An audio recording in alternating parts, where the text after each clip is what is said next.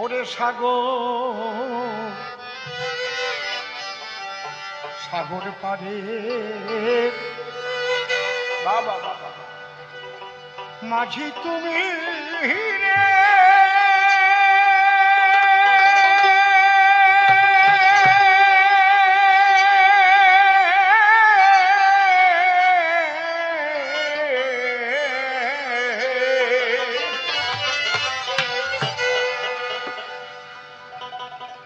হারে মাঝি চলে ছকম দে হে হে সে সাগর পারে মাঝি রে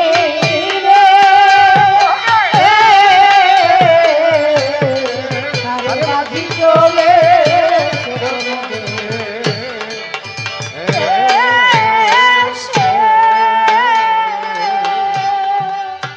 লাল সে বাদাম কেনে দিও রে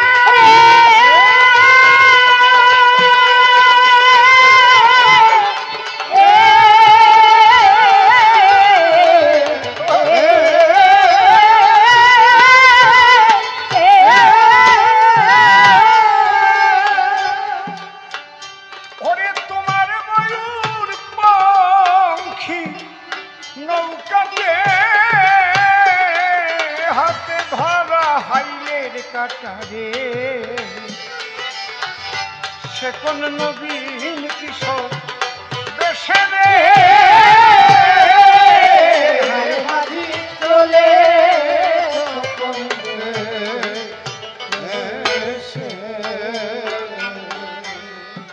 পিওর ভাটিয়ালি একদম যার মধ্যে কোনো খাদ নাই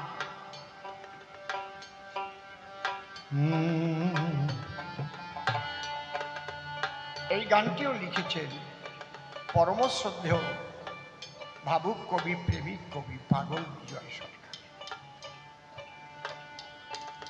গান আছে সেই পালতোলা নৌকার নাই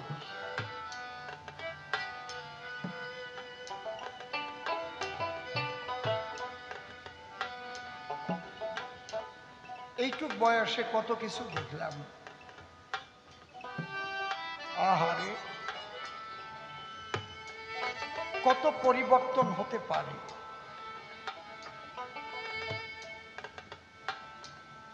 সেই পালতোলা নৌকা হাল মাসার পরে বসে বসে মাঝি হালের কাটা ধরে গান গেয়ে গেয়ে যেত নদীর ভিতরে আর কোথায় যাদের এই দেশে জন্ম হয়েছে তারা জানে না সেই যে প্রাকৃতিক পরিবেশ প্রাকৃতিক সৌন্দর্য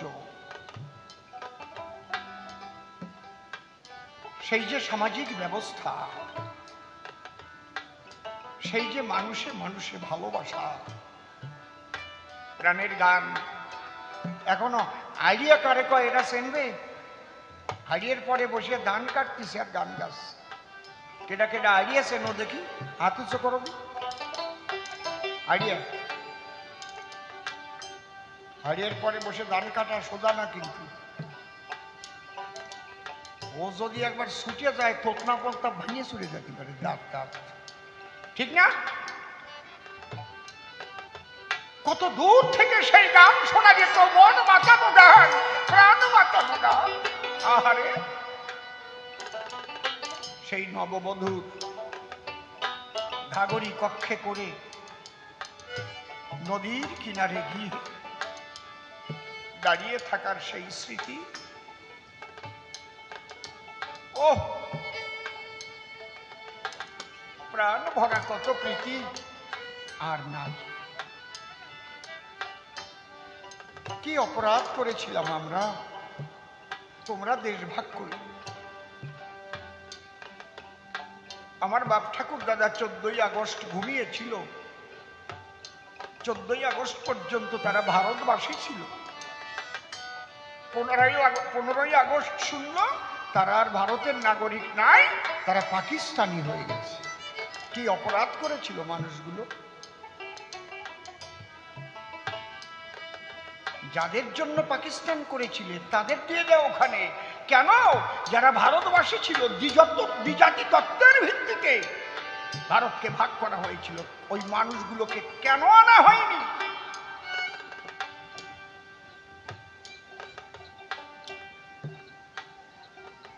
সেই ব্যথা, সেই দুঃখ, এ বড় সূক্ষ্ম কথা। এইভাবে অভিশাপ মাথায় নিয়ে মানুষগুলো নিঃশেষ হয়ে যাবে। বন্যা হয়েছে, ত্রাণ আনতে গেছে, বাচ্চার গলায় একটা হরিচাঁদের লকেট আছে, মালা আছে, ওই যে ছিঁড়ে টানিয়ে ছিঁড়ে বলে এটা থাকলে পাবা না। দেখেন নাই ফেসবুকে? দেখেন নাই আপনারা? তাবিজ চলবে না। একই অত্যাচার। চিন্ময় প্রভুকে ধরেছে, সে একটা উকিল পাবে না, সে একজন উকিল পর্যন্ত পাবে না, দেওয়া হবে না। যে উকিল দাঁড়াতে যাবে তাকে মারবে। পাগল বিজয়, তোমার গান আজও আমরা গাইছি, আজও তোমার গান গেয়ে আমরা কাঁদছি। আমরা ভুলতে পারি নাই সেই স্মৃতি।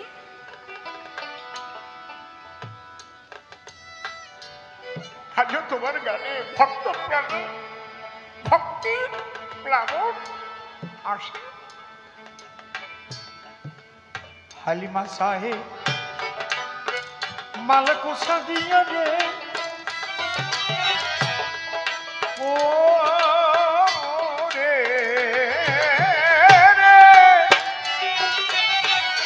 মাঝি তোমার চিকুন মাঞ্জা দোলে, ওরে খোলা হাওয়ায় দোলা দোলা দিল রে, তোমার মাথার বাবরি চুলে আমার গেল ঘোমটা খুলে।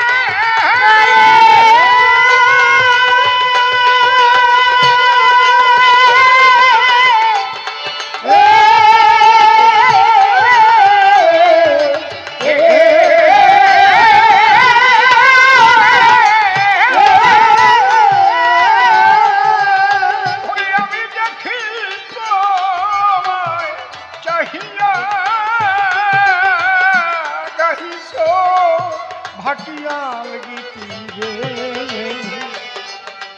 তুমি কারে ভালো ভালোবেসে রে, হারে মাঝি চলে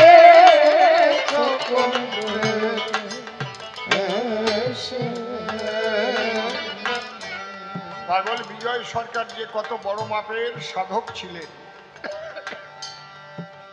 সাধু ছিলেন, তার গানের মধ্যে প্রকাশ পেয়ে গেছে। ব্যাপার কি জানেন? সত্যি সত্যি ফুলে গন্ধ থাকলে না, বাতাসে বহন করে চারিদিকে সে গন্ধ ছড়িয়ে দেয়। একটা শিউলি ফুলের গাছ বাড়ি লাগাবেন, ফুল ফুটলে বাড়ি ময় ময় হয়ে যায় গন্ধে গন্ধে, হয় না? একটা বেল ফুলের গাছ লাগাবেন, হাসনা হেনা লাগাবেন, বলা লাগে না। কোনো নারীর যদি গর্ভ হয়, গর্ভবতী হয়, সে যতই কাপড় দিয়ে ডাকিয়ে রাখুক না কেন, ঠেলিয়ে উঠবেই, চোখের কোনায় কালি পড়বেই। ঠিক বলছি না বেঠিক বলছি? লুকিয়ে রাখতে পারবে? সাধুত্ব যদি কারো মধ্যে প্রকৃতপক্ষে বিকশিত হয়, তার কোনো না কোনো সময় সে নিজেকে যতই ঢেকে রাখতে চান, কারণ প্রকৃত সাধুরা তো নিজেকে ঢেকে রাখতে চায়, তারা চায় না যে আমি সাধু এটা প্রকাশ পাক। বুঝতে পারছেন কি বলছি? কিন্তু সে যে সুগন্ধ ছড়ায়, দেখেন এই গানটায় কি বলছে, ছোট হালমা চায় মাল পোষা দিয়ে রে, মাঝি তোমার চিকুন মাঞ্জা দোলে, খোলা হাওয়ায় দোলা দিল রে, তোমার মাথার বাবলি চুলে, আমার গেল ঘোমটা খুলে রে, আমি দেখি তোমায় চাহিয়া, পাগল বিজয় সরকার কি মাইয়া মানুষ ছিল নাকি, কারো ঘরের বউ ছিল নাকি, গমটা শাড়ি পারত নাকি? আরে এই জায়গায় তো কায়দা ধরা পড়ে গেছে সোরা। আমার গেল ঘমটা খুলে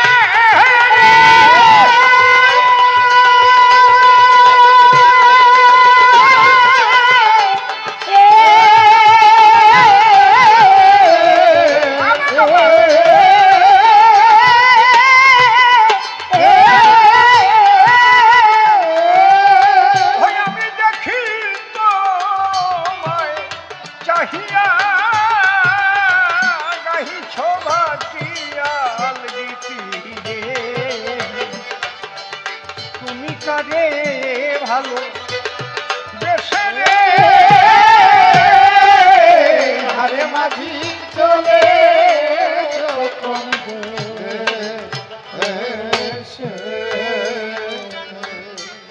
প্রতিটি জীবাত্মার গায়ে চারিখানা বসন পরানো আছে, যাকে একসঙ্গে বলে মায়ার বসন। পরা পশ্যন্তি মধ্যমা বৈকুল, মায়াকে চার ভাগে ভাগ করেছে। এই বসন না খুলে গেলে কিন্তু গোবিন্দ দর্শন হয় না। খালি পাগল বিজয় সরকারের সেই বসন খুলে গেছিল, গানের মধ্যে প্রকাশ পেয়ে গেছি। একটা কথা মনে পড়ে, আজ থেকে 44 বছর আগেটাকে হবে, 44 কি 45, 25শে বৈশাখ 26শে বৈশাখ ঠাকুরনগর প্রভুপাদ শরৎ ঠাকুর ছিলেন। নাম শুনেছেন শরৎ ঠাকুরের? আপনারা কেউ নাম শুনছেন শরৎ ঠাকুর? এই ঠাকুরনগরের বারুণী যারা মিলিয়েছিল, সেই গোপাল সাধু, শরৎ ঠাকুর, কাশী ঠাকুর, ওই ঠাকুরনগর ওনার বাড়ি এখনো আছে।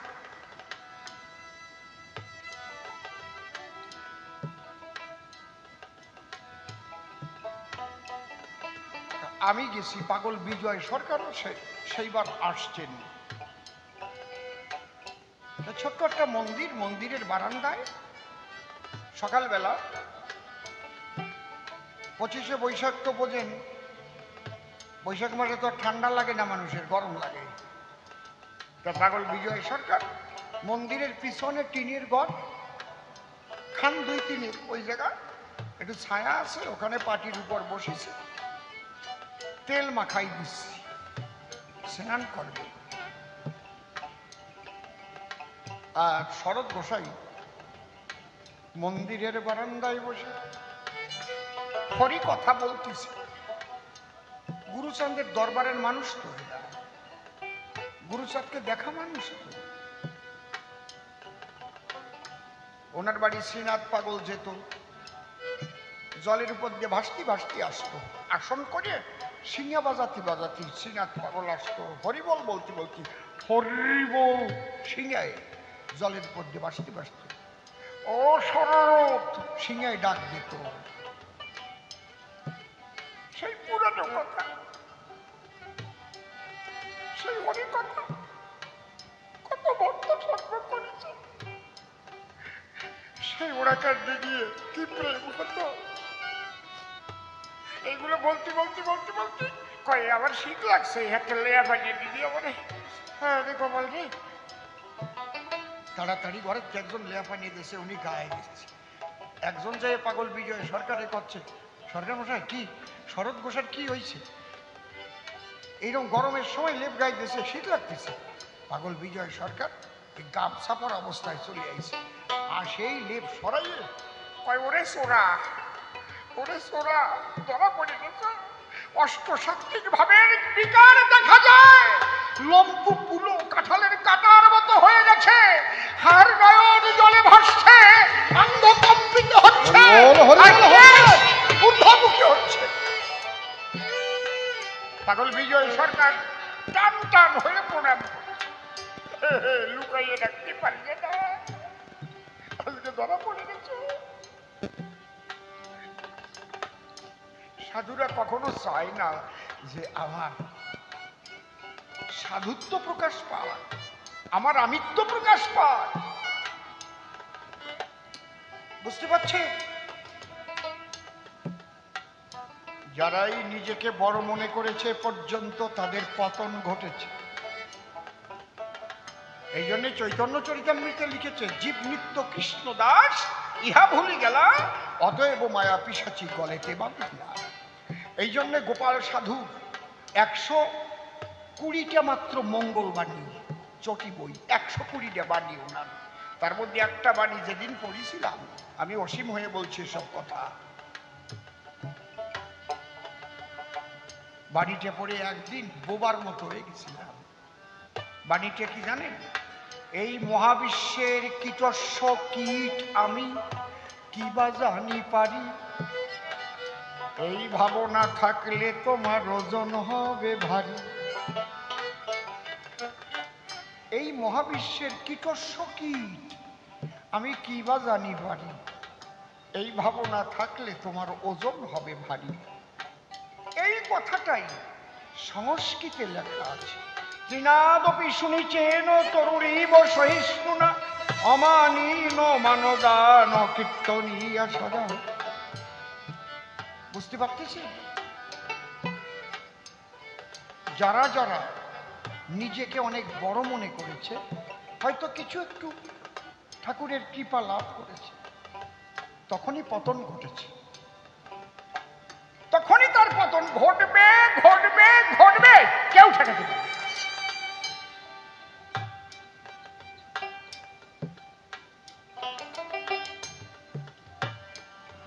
কেউ ঠেকাতে পারবে না। এই জন্য সাধুরা, পাগল বিজয় সরকার কোনোদিন একটা গেরুয়া জামা গায়ে দেয় নাই, আমরা তো তাও দেই। নস্যি কালার, সাইয়া কালার, একটা গড়ি তাও হাতে বাঁধবে নাই, পকেট ওয়াচ, একদম সাধারণ বেশ, কিন্তু মহাসাধু। মা কালীর সঙ্গে সরাসরি কথা বলতো, কৃষ্ণের বাঁশি শুনতে পেত,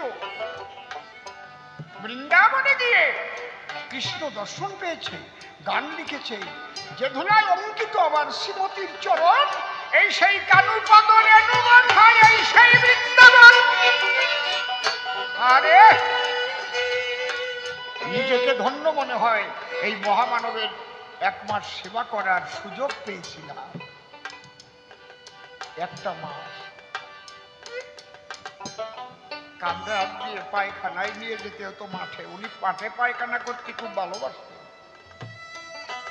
হ্যাঁ, আমার মাঠে নিয়েছ, আর কত কথা যে কইছে, সব কথা পালন করতে পারি নাই, যেটুক পারিছিলাম তার ফল পাইছি।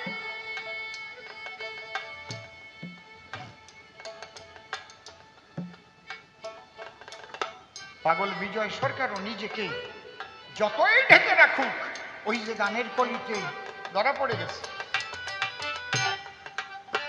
আমারে গেল ঘোমটা খুলে,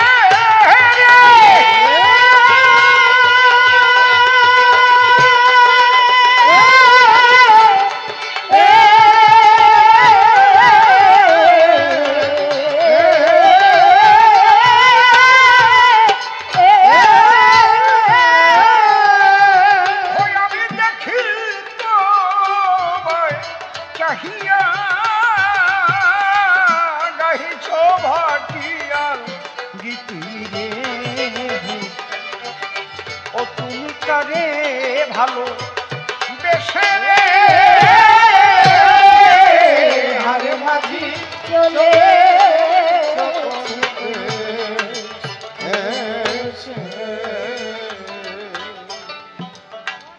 ভরা নদী, ভরা নদীর বনের জোয়ারে, বাবা বাবা ও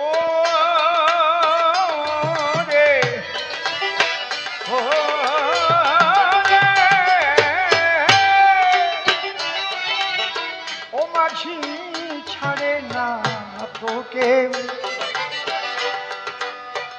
তেমনি আমার বুকের মাঝে রে ওরে ওঠে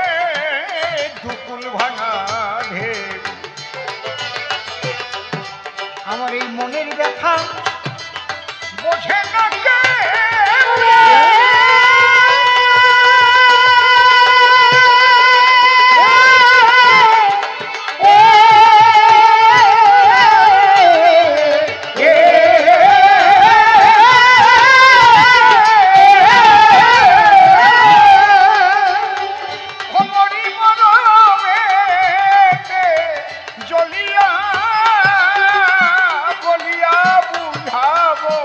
ব্যথা রে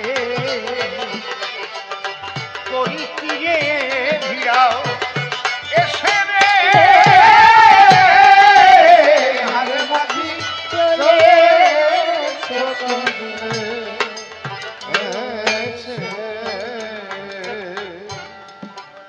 ওরে সকলে সকলে পিপাসা মিটাই রে ও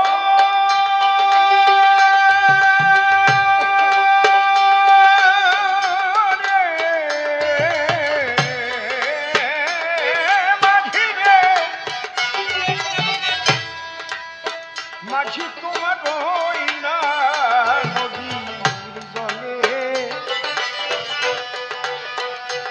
পিপাসা বুকে নিয়া রে ওই নদী সাগর মুখে চলে আস্তে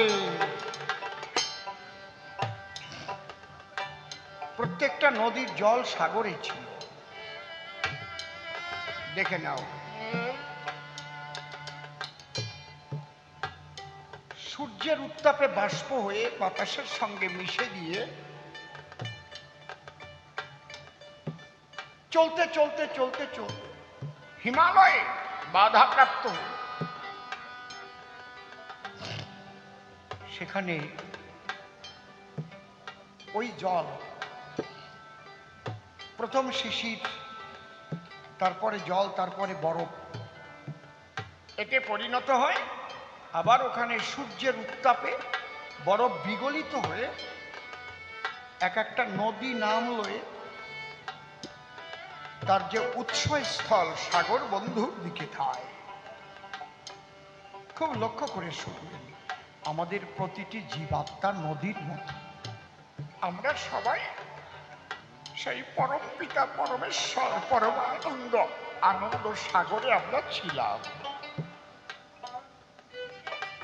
তাকে কৃষ্ণ বলে কেন আকর্ষয়তি যশ কৃষ্ণ তাকে হরি বলে হর্যাতে মনপ্রাণানি ইতি হরি তাকে রাম বলে আত্মা রমতি রাম রেফস্তু কুঙ্কুমভাস কুণ্ড মধ্যে ব্যবস্থিত মহাকার বিন্দু রূপে নমহাজন স্থিত প্রিয়ে আকার হংস মারুজ্য একদা যদা ভবে তদা জাত ব্রহ্মানন্দ রাম নাম সুদুর্লভ এর প্রত্যেকটা নাম অ্যাডজেক্টিভ গুণবাচক বুঝতে পারছেন কি বলছি সেখান থেকে আমরা সবাই এসেছি কালী বলেন শিব বলেন যা বলেন সবাই কিন্তু সেখান থেকেই আগতা নদী যেমন তার উৎসস্থল সাগর বন্ধুকে চায় ঠিক তেমন প্রতিটি জীবাত্মা সেই পরমানন্দে যাওয়ার জন্য যত সাধন ভজন এই দুনিয়া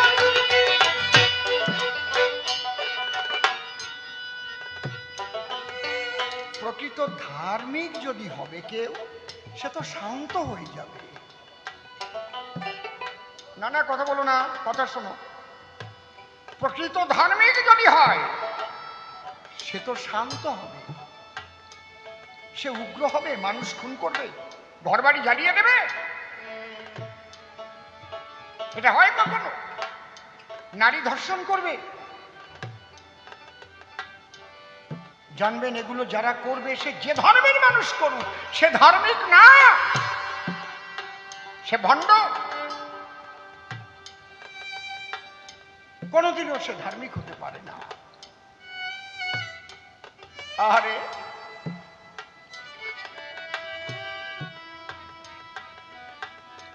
ওরাই হচ্ছে আসলে কলি, যারা ধর্মের নামে এইসব অপকর্ম করে।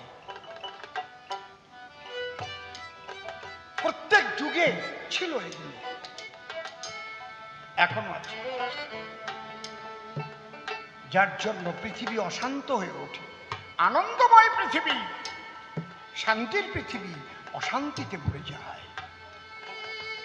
কিন্তু এর মধ্যে দিয়েও যে জীবাত্মা সেই পরমাত্মা পরমেশ্বর দয়াল হরি বা কৃষ্ণ বা রামের উদ্দেশ্যে ছুটে চলে, তার এই জগতের কোনো কিছুতে সব পেয়েও একটা না পাওয়ার ব্যথা থাকে বুকে। এই জন্য পাগল বিজয় গান লিখলেন, সকলে সকলে পিপাসা মিটায় রে মাঝি তোমার ওই না নদীর জলে, ওরে কি পিপাসা বুকে রে নদী সাগর মুখে চলে, কার কুলে আঘাত দিয়া বলে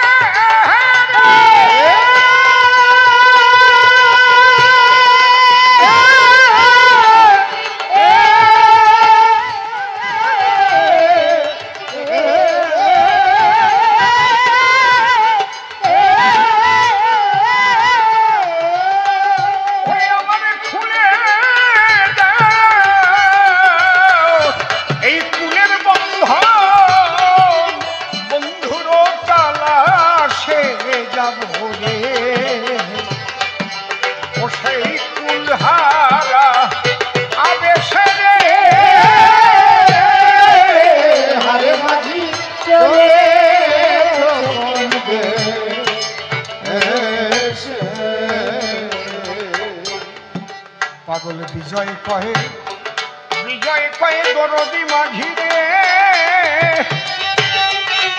ও রে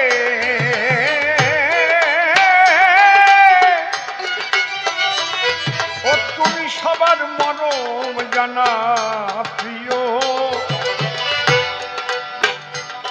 ইশারায় ডেকে সবাই রে উড়াইয়ে রঙিন উত্তরীয়, আমায় তোমার নৌকায় তুলে নিও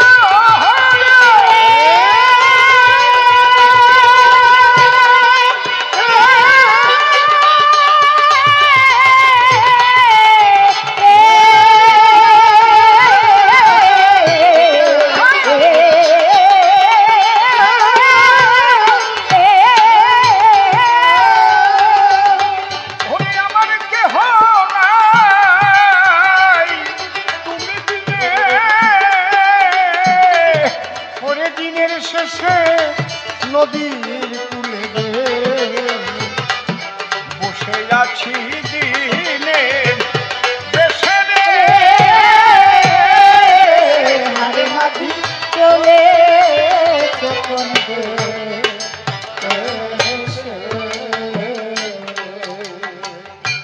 আমি পাগল বিজয়ের গান ছেড়ে এবার ভূমিকাতে যাই, বিপক্ষ কবিরা না কুম্ভয়ার আমি মীরাবাই। আমি ভূমিকা ছেড়ে অনেক কথা বলেছি সভ্য সভার তলে, নিশ্চয়ই অনুধাবন করেছেন যত ভক্ত দলে। প্রথম প্রশ্ন করেছিল আমার সন্নিধান, বলো বলো মা কালীকে প্রণাম দিলে না কেন? আমি কহিলাম তোমার বাড়িতে তামসিক পূজা হয়, কোন বৈষ্ণব প্রণাম দেবে না এই মন্দিরের দরজায়। বিশুদ্ধ বৈষ্ণব যারা তারা সাত্ত্বিক জীবন যাপন করে, তুমি পাঠা বলি দাও তোমার মা কালিকার দ্বারে। এই পাঠা বলি নেয় না মাতা, এটাই আমার কথা নয়, পড়ে দেখো লেখা আছে রুদ্রচণ্ডী পুরাণের পাতায়। পদ্ম পুরাণেও লেখায় আছে আমি বলি সভা তলে। ছোট একদিন শিব ঠাকুর কালীকে ডেকে বলে, শোনো কালী, একটা কথা বলি, তুমি আমার কথা লও, এই তোমার দ্বারে যে পশু বলি যায় এটা কি তুমি খাও? শিবের কথা শুনে কালী কিবা বলেছিল, সেই কথাটি বলবই আমি সভ্য সভা তল। মম দ্বারে মম যজ্ঞে যো নরা পশুঘাতকা তে নরা নরক জান্তি যাবচ্চন্দ্র দিবাকরম। আমার যজ্ঞ আমার দ্বারে আমার পূজা করবার তরে যদি কোনো নারী নরে পশু বলি দেয়, অন্তর দিয়ে দেখো ভেবে যতদিন চন্দ্র সূর্য জগতে রবে, কুম্ভীপাক নরকে তারা হইবে নিলয়। তাহলে মায়ের দরজায় পাঠা বলি দিলে অনন্ত নরকে যায়। তোমরা মায়ের দরজায় বলি দাও কেন বলো রাজা মহাশয়? তোমার বাড়ি থেকে এই কুসংস্কার ছাড়াইতে চাই, তাই প্রণাম দিতে গিয়েও রক্ত দেখে প্রণাম দেই নাই। বললে কালী কৃষ্ণের কেবা বড়, দিলাম সমাধান, সর্বশ্রেষ্ঠ সচ্চিদানন্দময় কৃষ্ণ ভগবান।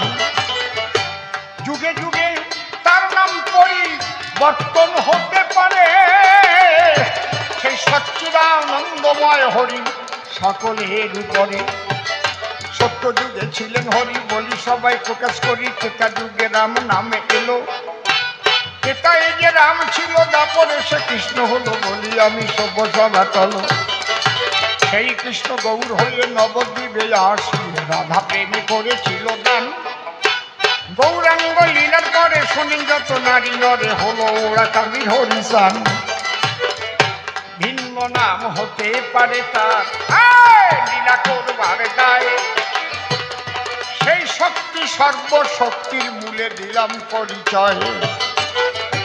আবার বললে আমাকে ভেলে কেন যাবে বৃন্দাবন, সংসারে বসে হয় নাকি ওই শ্রীকৃষ্ণ ভজন?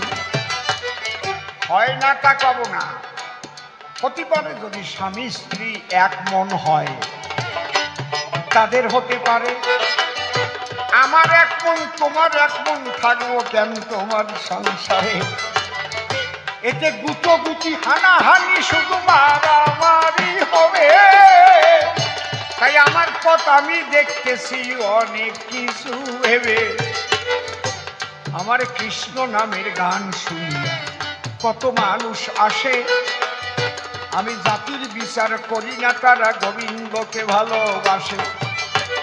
আর তোমার মধ্যে জাতির বিচার প্রতিহিংসা নয়, বুঝবা না তুমি প্রেমের মর্ম রাজা মহাশয়। তাই সব ফেলিয়া কৃষ্ণ বলিয়া বৃন্দাবনে যাব, আমি প্রেমানন্দে ভক্ত সঙ্গে ব্রজে গড়াগড়ি দেব। তোমার মতো তুমি থাকো আর একটা করে লও গে বিয়া, আমার সঙ্গে মনে মেশে না কি কাজ আমায় দিয়া। স্বামী স্ত্রী দুই পথের পথিক যদি দুজন হয়, সেই সংসারে আগুন জ্বলে শোনেন মহাশয়। তাদের মিলনে যদি কখনো কোনো সন্তান সন্ততি হবে, তাদের দ্বারা জগতের মঙ্গল হবে না এইভাবে। পরিষ্কার করে বলে দিলাম আমি তোমার ধারে, এই জন্যে আমার মতো আমি এবার যাচ্ছি ব্রজপুরে। দেখি এর পরে শেষে কোন কথা কয়, কোন ভাবের ভাবধারা সে উঠাই লয়। আজ কাকসাই মহা